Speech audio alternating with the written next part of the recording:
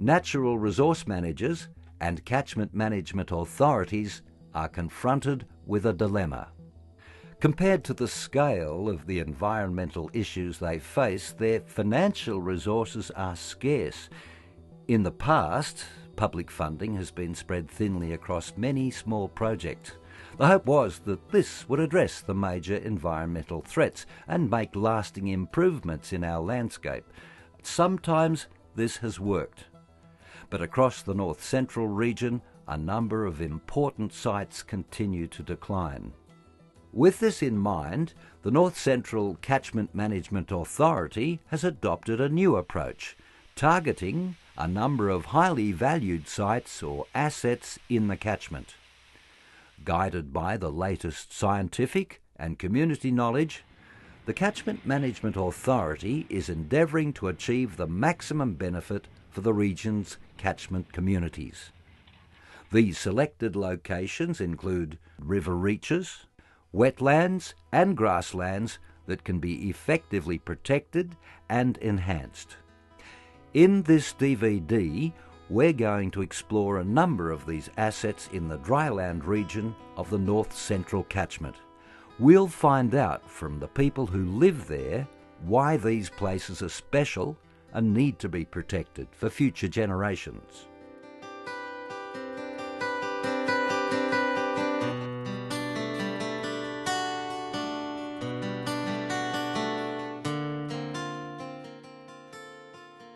The York Plains area is a series of red gum and bull oak wetlands adjoining the Avon-Richardson River.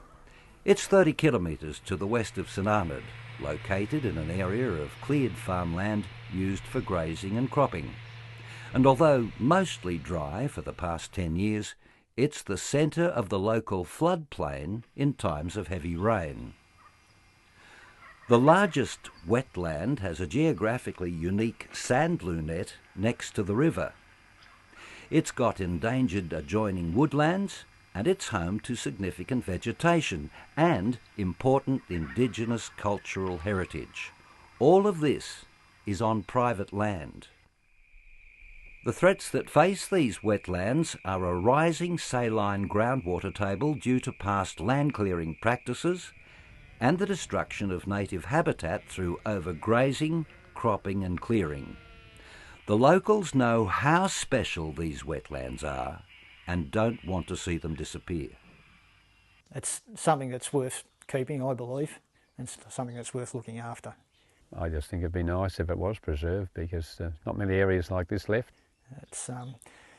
There's a lot of history on that part of the river from the early settlements.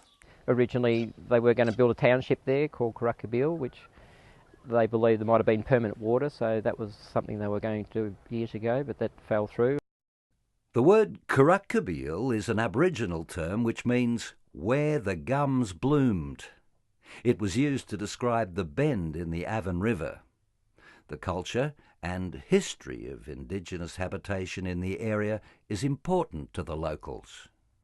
Yeah, well, York Plains was settled, I think, in the 1840s. Charles Creswick and his brother first settled the area. He didn't live long, Charles, but yeah, there's the history there, the sheep run that they had, how they came into the area, and the Aboriginals on the creek line. There's a lot of that history that, well, you know, it should be preserved. It shouldn't just be forgotten about. The Aboriginals obviously lived there, so I guess there's a cultural value to them. They used to, there are Aboriginal ovens down there along the sandbar where they used to gather their food and cook. It's just a beautiful, nice area to be in. No, it's just lovely, peaceful country down there. Well, to me it's unique. It's got red gums and bull oak type interspersion in there, native grasses and things. Joe Wright's property next to me, it really hasn't had a plough in it very often in its lifetime. There's some area down around the river, there's about 200 acres of bull oaks that have never been disturbed, no cultivation done down there. There's quite a few rare plants, interesting bird life. Oh, there's copper burweed down there, which is quite scarce apparently. just native grasses. They're bull oaks. There's there's a couple of different types of mistletoe on the bull oaks, which is also fairly scarce. I think the area is just fairly scarce because there's not too many areas left in the state like that. The area contains 3 threatened flora species: the turnip copperbur, bull oak and bull oak mistletoe. There's also 2 threatened fauna species: the brown tree creeper and the hooded robin.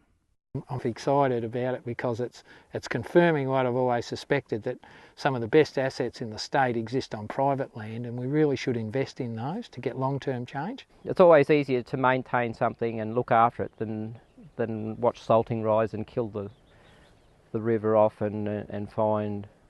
If you're just going to try and replant it the way it was, it never works. So it's important that we maintain it and look after it. The people in the area are keen to maintain and look after it if they're given some sort of assistance. With the help of the federal and state governments, the North Central CMA has completed scientific investigations into the protection of these wetlands.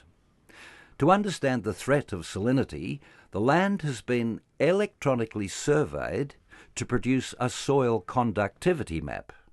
This details the level of salt in the soil from the surface to 6 metres below. This can be used to quickly determine soil types and their agricultural boundaries.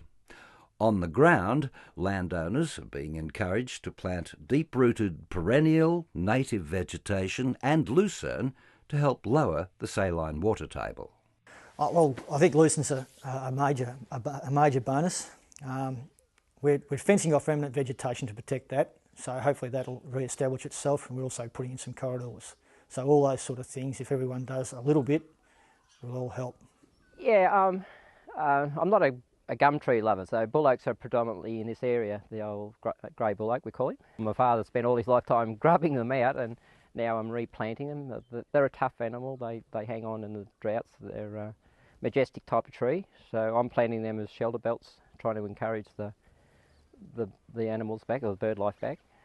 I'm not, as I say, 3 miles from here to the river, so I'm trying to make a corridor possibly so the birds will track up and down. Weeds and vermin are a problem. The native species that we've perhaps lost, and the amount of brolgas that are around, yeah, it definitely has had an impact.